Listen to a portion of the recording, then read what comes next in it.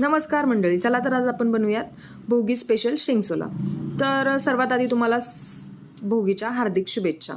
तर वालाच्या शेंगा घेतलेल्या आहेत साफ करून, शेंगदाणे, चणा, पावटा, वाटाणा, वांगी, गाजर, जेवढ्या मला बाजारात भाज्या भेटल्या ते मी सगळ्या घेऊन आलेली आहे आणि साफ करून चांगल्या छानपैकी कट करून ठेवलेले आहेत।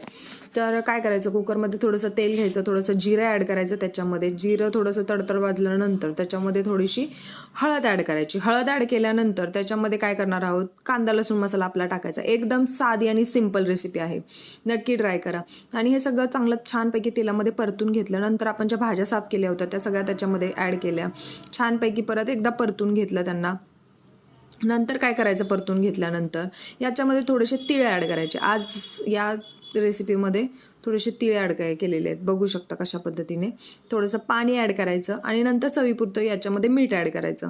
हे सगळं व्यवस्थित परतून घ्यायचं आणि कुकरला झाकण लावून द्यायचं। 2 शिट्ट्या झाल्या की कुकर खोलून बघायचा, छानपैकी आपली भाजी रेडी झालेली असते। थोडंसं याच्यामध्ये पाणी शिल्लक आहे, तर त्याच्यासाठी आपण काय करणार आहोत, थोडंसं पाणी आटवून घ्यायचं गॅसवरती ठेवून, बघू शकता कशा पद्धतीने।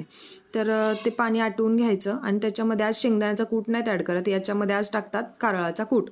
तर कारळाचा कूट ॲड केल्यानंतर छानपैकी भाजी परत एकदा हलवून घ्यायची आणि रेडी आहे मग आपली आज शेंगसोल्याची भाजी।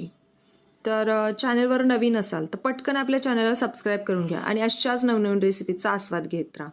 तर लाईक, शेअर आणि सबस्क्राईब।